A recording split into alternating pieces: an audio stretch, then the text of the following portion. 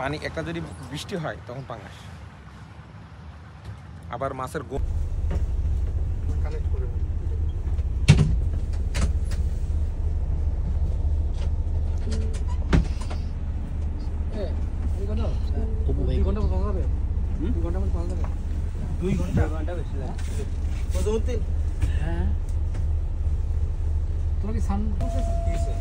দিনে দিনে কেটে ভালো হয়েছে রাতে কোথায় ওই যে তোর মধ্যে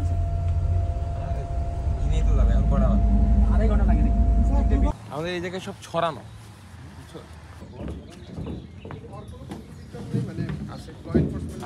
আছে আছে